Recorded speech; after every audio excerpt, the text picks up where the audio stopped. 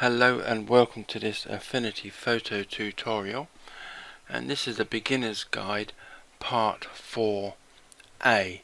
Now why I'm going to call this A is because I want to look at the studio tabs that run down the right hand side of the interface, and as there are quite a few of them, it will take a very long video to cover them all, so I'm going to sort of keep all the studio beginner's guides as part 4, but divide them into smaller videos. So I'm just going to cover a few options that are available in the studios in this first part 4. Now, much like I mentioned in the earlier beginner's guides, if you do not have an image open or a layer open, like the tools down the left hand side are all greyed out and unavailable. The same is true of many of the options in the menus. But then the same is also true for the studio, because as I have no image open at the moment, you can't do anything with the colours or the swatches or pretty much anything else. I know it's a pretty obvious thing to say, as there's no image, you've got nothing to work with, so the options aren't available. But I just wanted you to know that, because it's greyed out and what have you, it is probably because you have no image open. If you have an image open and it is greyed out, those options are probably not available for whatever it is you are trying to do, or you do not have the layer or any layer selected. That's probably the only other time where an option will be greyed out. So moving on, let's just open an image, and I'll open this image here of where I live, of Walton-on-the-Naze, and as you can see, we've now got a layer in this studio tab marked layers. So I call this a layers panel, but I think pretty much most people will call this the layers panel, and my personal preference is to have this to be the first option in the layers in this particular studio's tabs. I have a vague feeling that by default adjustments is first and then it comes layers, but you can click on and just slide them over if you want to alter the order that these tabs or any tab in a studio option. So I want my layers to be first, so I click and drag and put it here. So like with each of these studios, because we have 3 of them here, I've got about 4 to 5 tabs already open. You can take some away or even add others. It's personally up to you and how you work. As far as I can remember, I've not opened any extras that aren't in Affinity Photo as you download it and open it for the first time. But if you want to, you can come to the view menu and to studio, and there we list all the possible tabs that can be added to any of these studio boxes. So all those with ticks are the ones that are currently open. Some of them, I've made my own keyboard shortcuts for the ones that I may use most often, and don't have permanently open. Some of these options, they will not necessarily open up in the studios over here on the right. Say for example the library and macro. If I click on library and to open it up, it opens up here on the left. I think there's a default option, but you can click and sort of drag this over and add it into any of these studio options, but I quite like it up here on the left We just got to wait for it to, there we go, get a blue box, and then it will open up here on the left. So same goes for this is the macro library, and so if we want view, sorry, I'm on the wrong one, and the options to make macros, well, again I will put this up here, so because these work in conjunction, the library and the macro,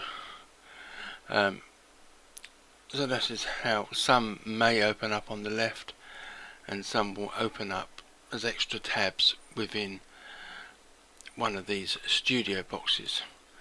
So if you do open up an option and you can't see it, it's probably just been added here in one of the studios.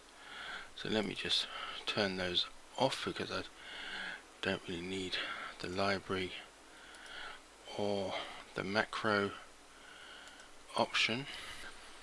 So like I said, most of your work will be done and is best visible in the layers panel or the layers tab.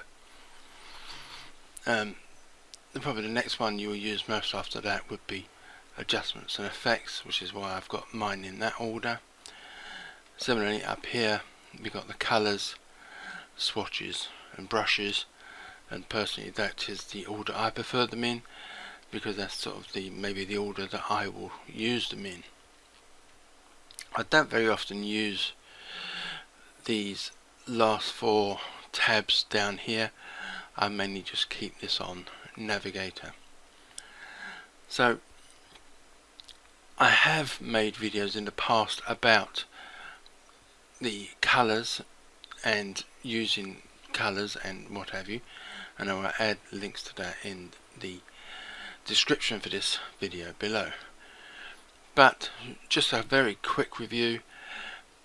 We have the two colour circles up here, and the bottom one is normally the foreground colour, and the one at the back is the background colour, or sometimes known as like the stroke colour.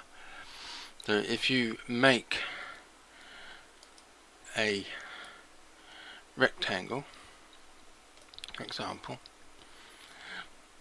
the colours are also displayed up here, and most options where you can sort of add colour, whether it's gradients, shapes or the brush tool, there is options to change the colour up here along the top, and the options here will not always alter what is going on here, be it text or shapes or gradients.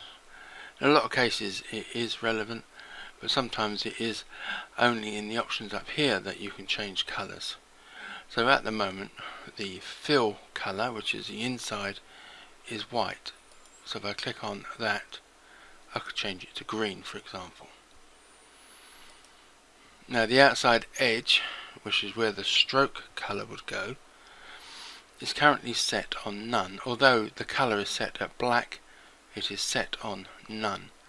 So if I click on this box, I can raise the width of that stroke colour, and as you can see,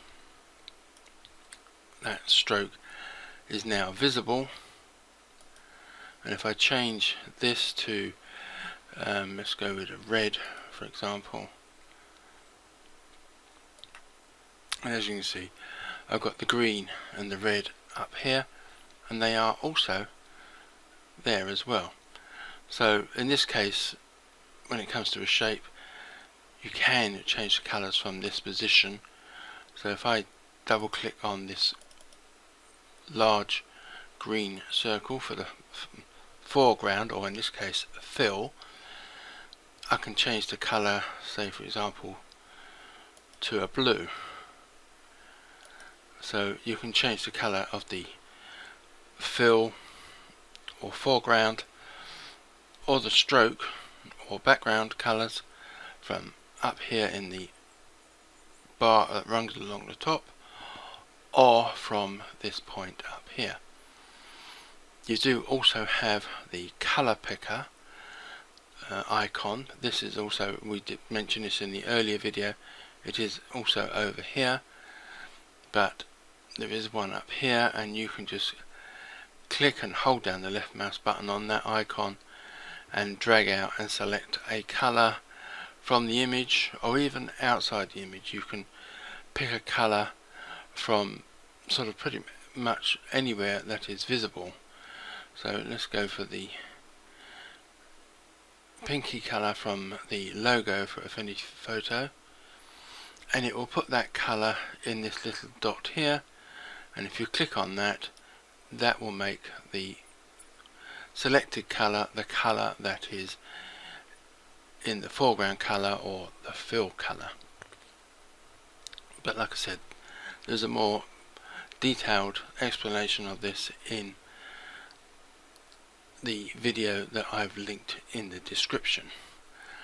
So that is pretty much the quick look at the colour options, and let me just delete that layer, and I want to get this back to being black and white, which is the default colours.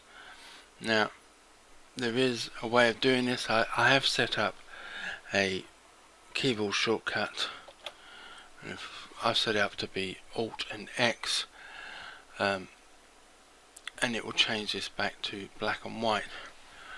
I can't remember, it's been so long now since I had to have a look whether there is a menu option that does that,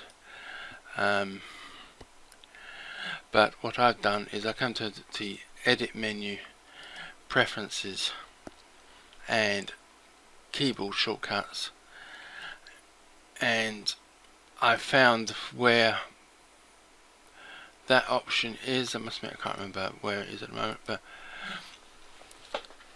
I will try and explain that in a later video. But you could also just click on one of the options and bring it down to black, and then close, and then change the other one manually to white. Now the tab next to the colour tab on my particular setup anyway is the swatches.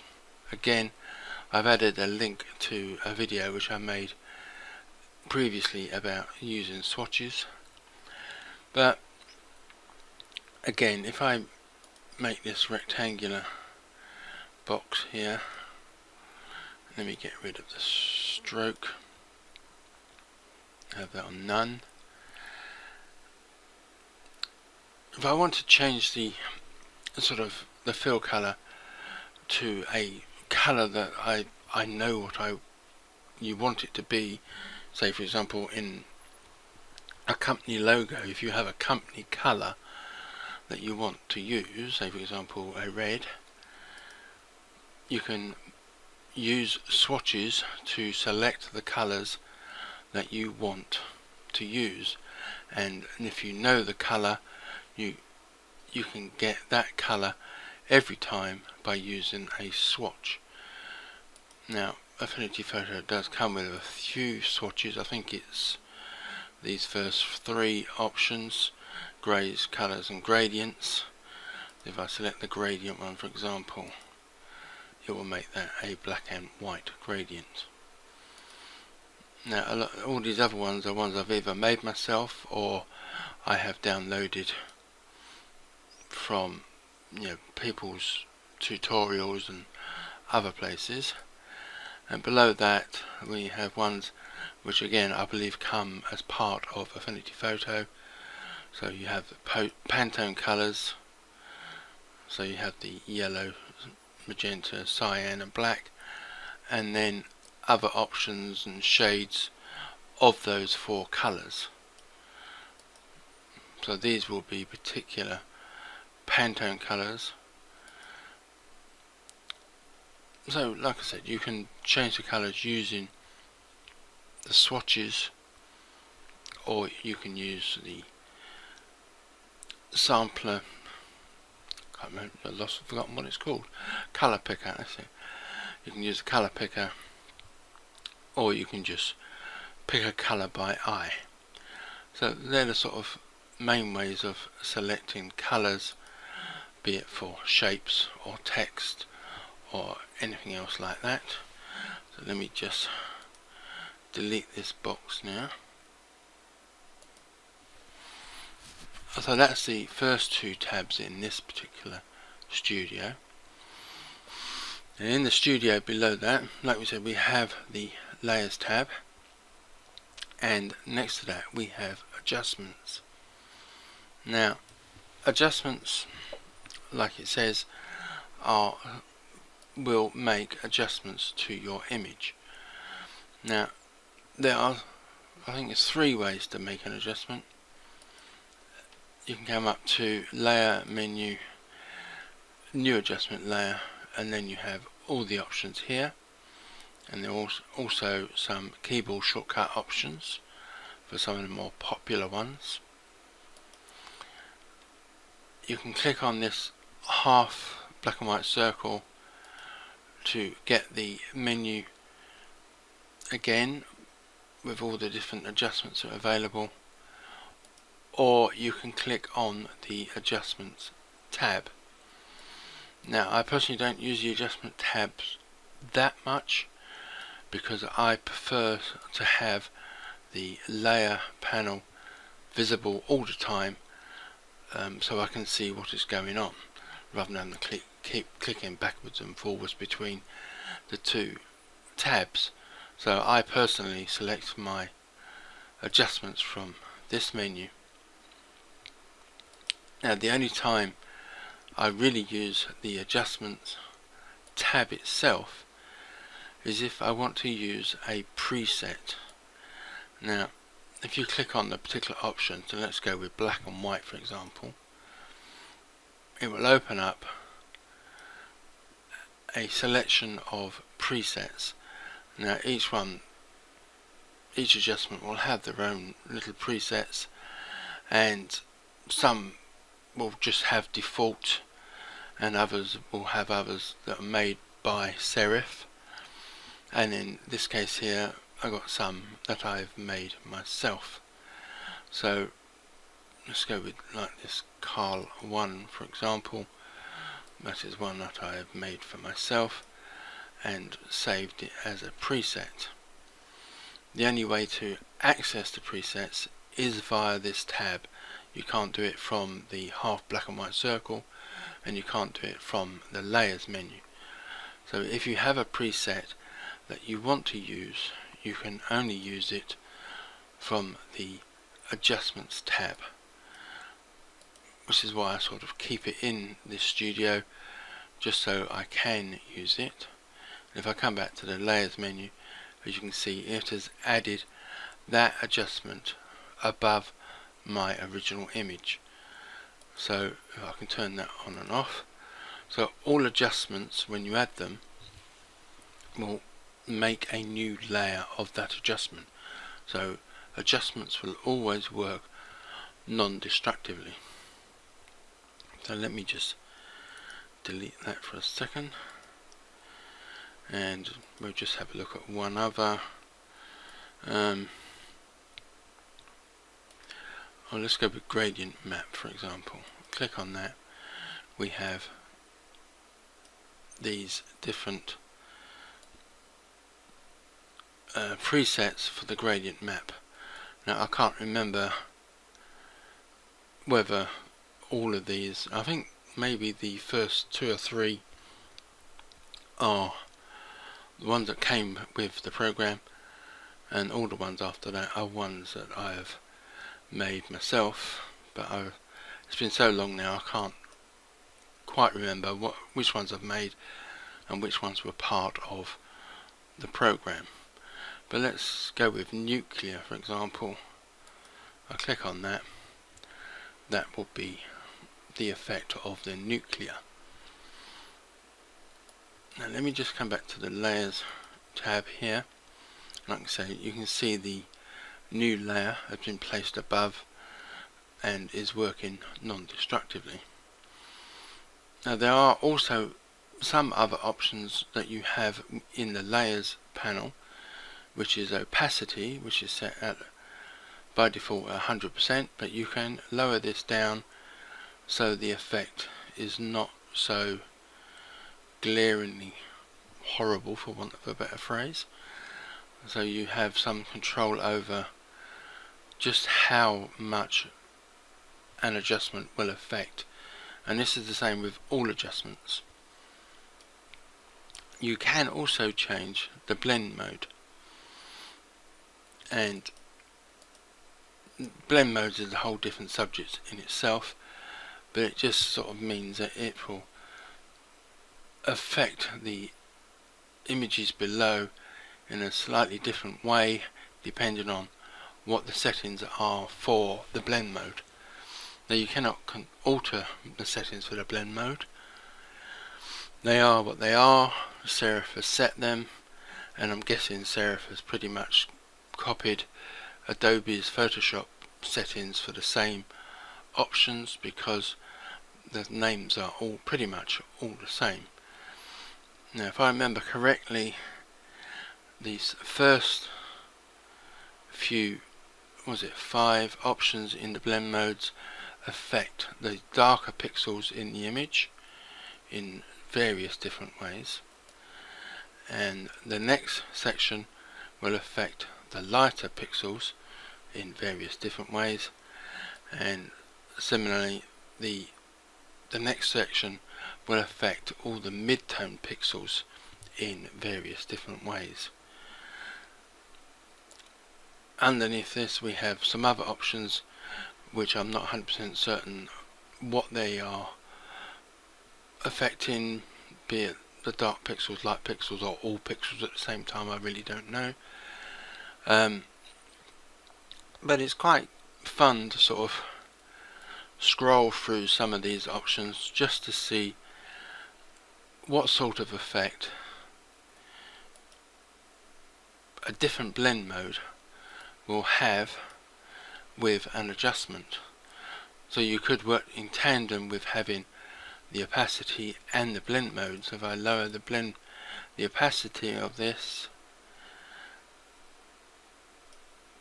sort of a very glaring red to yellow gradient, I've got 39% opacity and a soft light blend mode, and if I turn that on and off, hopefully you can see that that is a sort of a fairly subtle effect that we're having on the image. And the same, those options here are also available in the panel that opens with the adjustment, and this is true of, I think it's pretty much true of all the adjustments that open. With the little panel that opens, you can change the opacity and the blend mode from here as well as from here. So what if you alter it here, it will alter there. So that is the quick look at how you can add adjustments. Let me just shut that down, and just to check, say HSL adjustment, we'll open that, go with the default option, come back to the layers panel.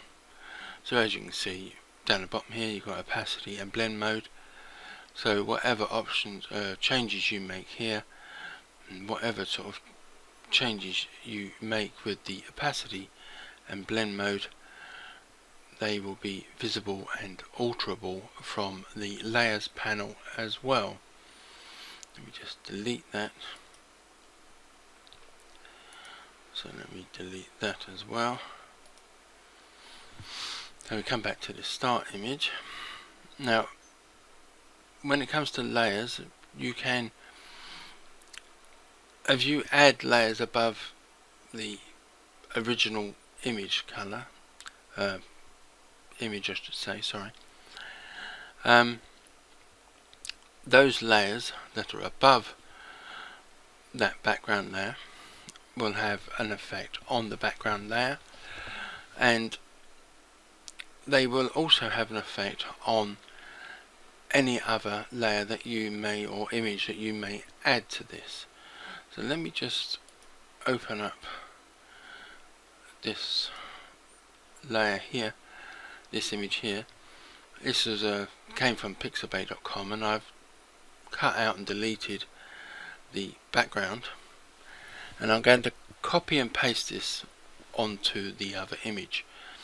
Now, copy and pasting, there's a long-winded way of doing this, where you'd have to sort of come to select all, so you get the marching ants going round the outside, and then edit, then copy, or Control plus C, and then you'd have to go to your image you want to add it to, and then come back to the edit menu and paste, and Control plus V. Now that for me is rather a long-winded way of doing it. I personally find it's just easier to come to the layer of the image you want to add, right click on it, go to copy, come to the layer you want to add it to, and then edit and paste. And I personally find that easier. So if I come to the move tool, I'm going to hold down the control key so it keeps its proportions. Put that about there, and put this lady with the camera down here. So as you can see, we now have the two images on top of each other, and let me just move it down a tad more. So they're pretty much, I know it does stand out a little bit, but it doesn't look too bad. The fact it looks like she's taken a picture over here in this direction. But if you wanted to add an adjustment, and the most obvious and visible one that's easy to start with is black and white. If you add a black and white adjustment, as you can see, it will add that layer above everything that is currently selected, and because of that it affects the whole image. So let me just delete that. But you may only sort of want to affect the layer of this girl, for example. You don't want to affect the whole image. Now the way to do that is to make a child layer of the effect. There are a number of ways of doing this, and I have made a couple of videos about making child layers, and I will add links to those in the description for this. Now probably the easiest way of doing this is to come up to these icons up here at the top and click on the one at the end, which is insert inside the selection. So the layer is, this girl layer is the selection. If I click on that, the next thing I do will insert the layer as a child layer of the one that is selected. So if I now select black and white, as you can hopefully see, the girl is the only thing that is in black and white.